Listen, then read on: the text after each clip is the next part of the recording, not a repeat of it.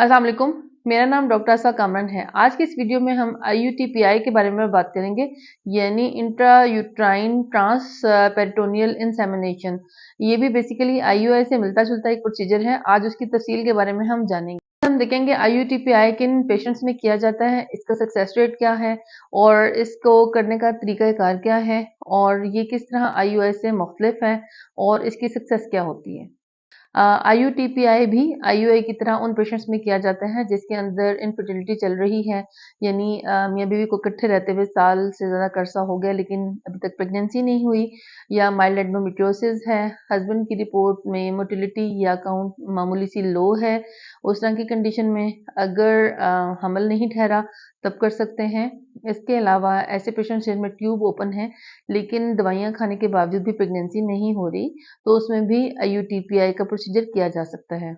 IUTPI procedure में भी औरत की इसी तरह तैयारी की जा सकती है जैसे हम IUI के पेशेंट्स में करते हैं, यानी अंडा बनाने की मेडिसिन दी जाती है माहवारी के दूसरे दिन से, और अगर अंडे का साइज 18 से 22 mm के दरमियान में नहीं है या छोटा बन रहा है तो उसके साइज को इंक्रीज करने के लिए हम इंजेक्शन देते हैं ताकि अंडे का साइज बड़ा हो जाए।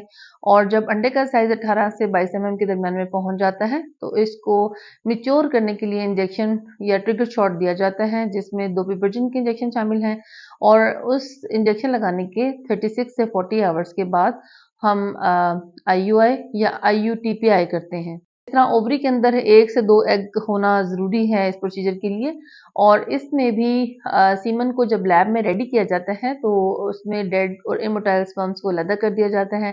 गुड क्वालिटी स्पर्म्स को हम ग्रेडियंट मेथड से अलग कर लेते हैं, और इसी तरह IUI के सैंपल के अंदर तकरीबन 0.4 ml इस्तेमाल होता है, और वो यूट्रस की कैविटी यानी कि इस एरिया के अंदर हम एक बारीक सा कैथेटर छोड़ देते हैं तो स्पर्म कंसंट्रेटेड फॉर्म में यहाँ आ जाते हैं।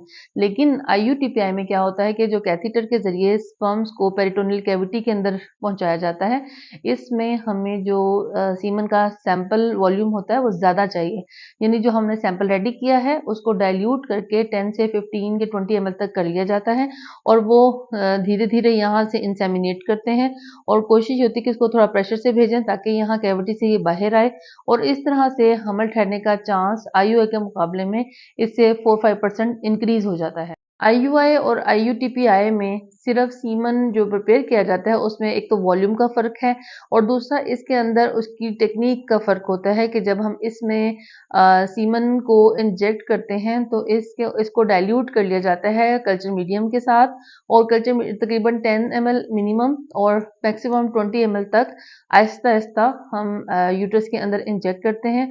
यूट्रस से होते हुए पेरिटोनियल कैविटी के अंदर ट्यूबों के ज़रिए फ्लूइड चला जाता है। इस तरह एक तो हमल का चांस बढ़ा देते हैं, और सेकेंडली कुछ पेशेंट्स इसमें लोअर एब्डोमिनल पेन या क्रैम्पिंग की कंप्लेन भी करते हैं। IUI या IUTPI के बाद हम 15 से 20 मिनट पेशेंट को रेस्ट करने के लिए कहते हैं, और बाकी एहतियात वही है जो IUI में होती है। इसके अलावा पेशेंट अपनी रोज़मर्रा की एक्टिविटीज़ को कैरी आउट कर सकता है।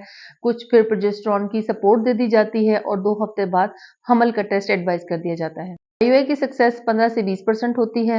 इस तरह IUTPI की सक्सेस 20 से 25% अराउंड इतनी होती है, और इसमें भी जब हम ये प्रोसीजर कर लेते हैं तो 2 हफ्ते बाद एडवाइस किया जाता है कि आप अपना बीटा HCG का टेस्ट करवाएं या हमल का टेस्ट करके देखें कि प्रेगनेंसी ठहरी है या नहीं ठहरी है।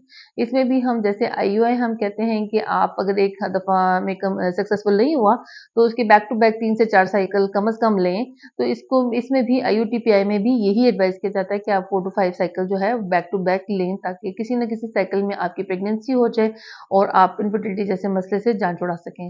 आपको ये वीडियो अच्छी लगे इसे लाइक शेयर एंड सब्सक्राइब करें। अगर आपके कोई क्वेश्चन है आप हमें इनबॉक्स करके भेजें, हमारी टीम आपसे राब्ता करेगी।